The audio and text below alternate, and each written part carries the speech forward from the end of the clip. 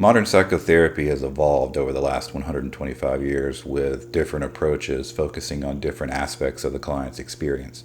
In the early days, we had behavioral therapy that focused on changing clients' external behaviors.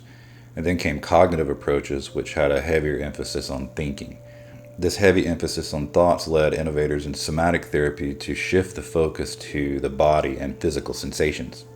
And all these strategies work, but they're limited by focusing only on one part of the client's experience. My name's Tyler Orr. I'm a counselor and creator of Constructed Awareness, or CA for short. CA is an emerging model of psychotherapy that continues this evolution, but not by just focusing on one part of the client's experience.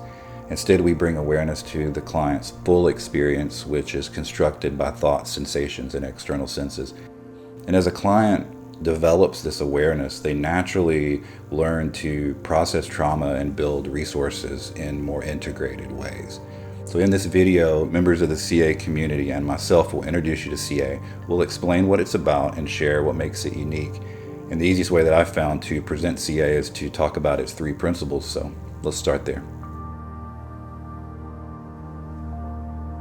So the first principle of CA is simple. It says that if you bring awareness to your experience, it changes your experience. We see this all the time, we just often don't pay attention to it. It's like how little kids behave differently if they're being watched versus when they're not, or how we all tend to behave differently when we're home alone than if someone was with you. In CA, we're not trying to change the client's experience. Our goal is to help them deepen their awareness of their experience, and we're trusting that awareness itself will bring the change that the client's looking for. What stands out to me with the role of awareness with CA is that as clinicians, we work with our clients to build trust and safety. And so we bring in awareness like a flashlight and we look at things together. And we're not having the goal to change anything or fix anything. It's just to sit with it together. The role of awareness in CA is so important because it's bringing attention to the different experiences that we have, the different ways that we experience the world through the thoughts, through sensations, through our external environment.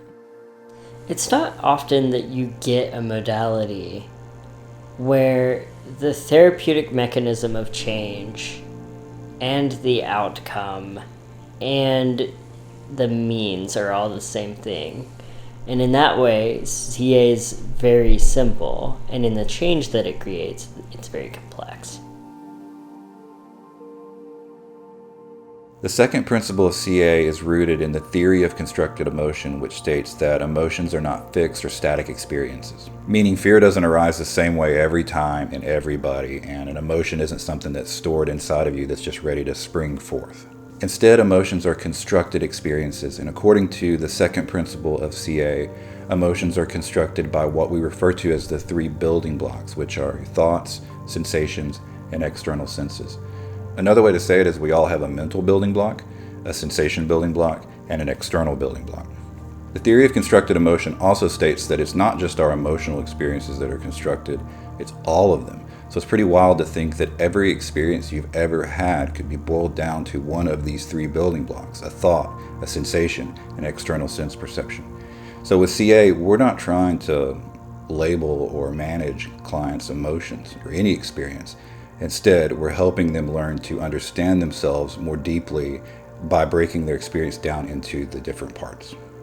Working with the building blocks have shifted how I see emotions. Now I deconstruct emotions and help my clients to do so in order to move away from labeling and towards curiosity. Having the building blocks helps me tune in better to what I'm observing happening right in front of me, but then that can also help the client tune into what is happening in them in that moment. The building blocks are so helpful in helping us to break the emotion apart. So it's more about what the client is experiencing instead of the label that we give it when we call something, for instance, anxiety. What is the anxiety comprised of? You might think I'm weird for saying this, but I don't think that emotions are real. Not in the way that we're taught that they're real. Instead, emotions are just concepts. They're words that we use to describe the collection of the parts that make up the experience. And our minds do this all the time. They take something that's made of a bunch of parts and assign one word to describe it. A good example is a storm. Within a storm, there are all kinds of things you can experience with your senses. You can see the lightning and feel the wind and rain and hear the thunder. But where is storm? If I asked you to put your finger on storm, you'd realize pretty quickly, well, there is no storm. Storm is just a word that we use to describe the collection of all the parts that make up that experience. And the same is true for an emotion like sadness. When you feel sad, you can notice things in the environment that may be triggering that reaction. You can notice the thoughts that you see and hear in your mind. You can notice the sensations that arise in your body. But where is sadness? There is no sadness. Sad is just a word that we use to describe the collection of the building blocks in that moment. As a clinician, working with the building blocks with CA is a really beautiful way to bring together all of who people are. We're not necessarily looking for a name for an emotion. We're more looking for the whole experience, what you're noticing in your body, what sensations are showing up. It brings a wider tapestry than just, I'm feeling sad.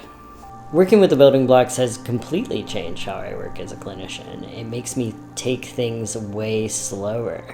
And I trust that, sure, I could let my client sum this up in one sentence. I feel anxious about this thing, right?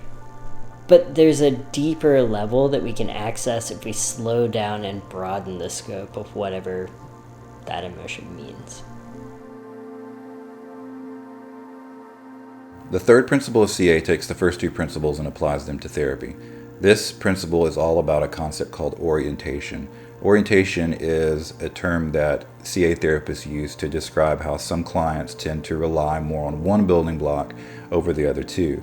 And this reliance shapes how clients regulate themselves, process their experiences, and connect with others. And each building block has a corresponding orientation. A mental orientation is tied to the mental building block. So when a client experiences this orientation, they tend to rely on thinking and logic.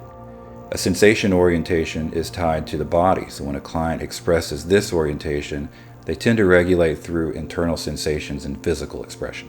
And an external orientation is tied to the external building block. This style uses their environment and the people in their environment to regulate themselves.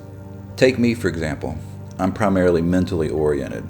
That means I spend most of my time in my head. When I'm upset, I tend to overthink and overplan, and I like to connect with people in more of an intellectual way. I'm sensation oriented. There's always something happening in my body, and I am always aware of what is happening in my body even before I'm logically aware of what it means. I'm primarily externally oriented.